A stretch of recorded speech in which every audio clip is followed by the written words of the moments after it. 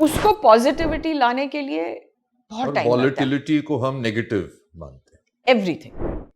हाँ, खासकर वॉलेटिलिटी को, जैसे Yes. और जैसे आपने इतनी अच्छी तरह समझाया, वॉलेटिलिटी केवल मार्केट में नहीं होती, जीवन में भी होती। बिल्कुल।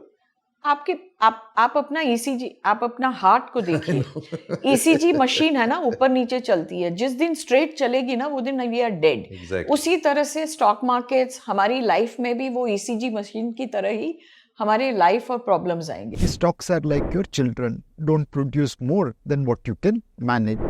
मार्च 2020 के कोविड समय में विवेक भाई मेरी 3 साल की इक्विटी एसआईपी रिटर्न नेगेटिव हो गई थी। 5 साल के रिटर्न सेविंग्स बैंक अकाउंट से कम थे और 10 साल के एसआईपी रिटर्न आधे से ज़्यादा कम हो गए थे। अग्नि परीक्षा का समय था। कोई भी निवेशक निराश हो जाता और सोचता कि मैंने क्या गलती कर दी, 3-3 साल से पैसे दे रहा हूँ, ये लोग ने कुछ रिटर्न नहीं दिया। ऐसे समय में आपको और एसआईपी टॉपअप या लमसम निवेश करना चाहिए, बिकॉज कहीं ना कहीं मार्केट बॉटम होकर रिवर्स हो जाएगा और जो आपने निवेश किया उस समय वहाँ पे सबसे ज़्यादा पैसा बनेगा। सो एसआईपी भले इंडेक्स फंड से चालू करें, बट एसआईपी टॉपअप और अग्नि परीक्षा के समय में एसआईपी के साथ टॉपअप या लमसम निवेश, ये 2 चीज़ भी याद रखिए। फ्लोज अगर आप देखेंगे, flows have not been affected so much, right. In fact investors थोड़े मैच्योर भी हो चुके हैं कि दे वर एक्सपेक्टिंग कि थोड़े करेक्शंस आएंगे एंड करेक्शन के टाइम पे you can actually increase your allocation.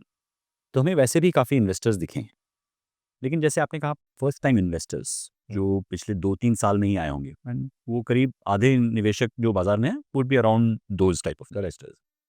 उनके लिए they have seen a market जहाँ पे हर साल 25 से 35% तक का रिटर्न मिल रहा था उन्हें, राइट।